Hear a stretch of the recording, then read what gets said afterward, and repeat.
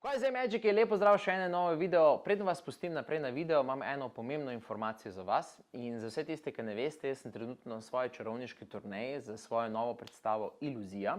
Tada, če bi prišli gledat, ta mesec sem še 24.11. prihajam v Tolmin, 25.11. pa prihajam na Bled. Tada, če bi radi prišli gledat moj šov, spodaj v opis bom dal link do vstopnic, zraven bom pa dal še link do decembrskih predstav, kajti jih imam kar nekaj.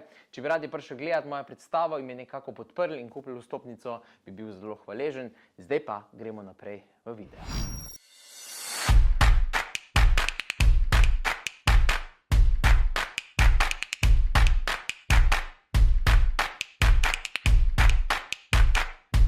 Kaj zdaj, Magiki, dolgo se že nismo videli spet, tako se nekaj prej v prejšnjem uvodnem videu. Sem trenutno na turneji in imam nastope po celi Sloveniji in imam zelo malo časa, ampak sem rekel, da hočem zdaj posneti en nov YouTube video, da vam v bistvu povem eno zgodbo. In zgodba je tako, jaz sem v bistvu že kar nekaj let nazaj, sem imel enkrat en nastop v eni igralnici. In tam v tej igralnici je v bistvu bil en gospod, ki je v bistvu bil ta znani, ta floor manager, se temu reče. To pomeni, da on gleda, če slučajno kdo goljufa, pa predstavlja karte, pa tako.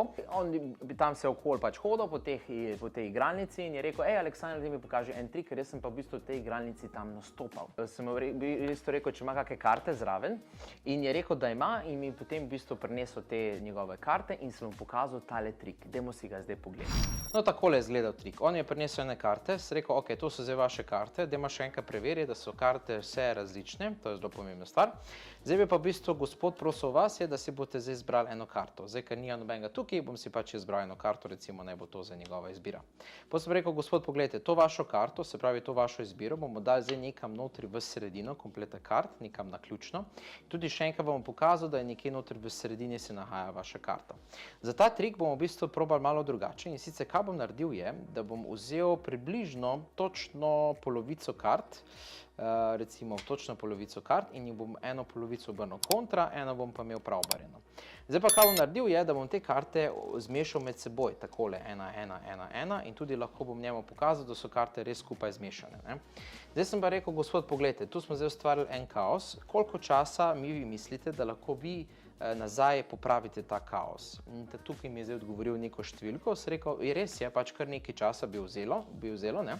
Ampak sem rekel, pogledajte, če vi igrate te trike s čarovnikom, oziroma če vam čarovnik pokaže kakšen trik s karte, morate biti pazljivi. Ker takrat, ko čarovnik nič več ne počne, takrat je on že v bistvu trik naredil.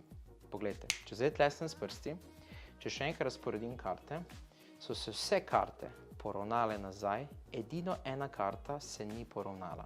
Ena karta se ni poravnala in tukaj sem rekel, gospod, pogledajte, ena karta se ni poravnala, točno vaša izbrana karta. In tukaj je potem zbežal ven iz igralnice. Ne se hecati. Seveda po koncu trika je bil ta gospod izredno šokiran in presenečen in potem čez čas sem dobil domov na mail, da ne smem več iti igrati v njihovo igralnico. To sporočilo imam še v bistvu zdaj doma na steni, ko so mi napisali, da nimam več vstopa v njihovo igralnico zaradi tega trika. In ja, evo ga, spet ena taka zelo zanimiva zgodba. Magiki, hvala lepa, da ste si ogledali moj YouTube video. Zelo kmalu prihaja nov posnetek, če bi se radi naučili kakšne nove trike, imate link dol v bio do mojih tečajev, kjer vas naučim ogromno enih trikov. Drugače pa se vidimo v naslednjem videu, pa ne pozabi stisniti like, pa subscribe. Se vidimo!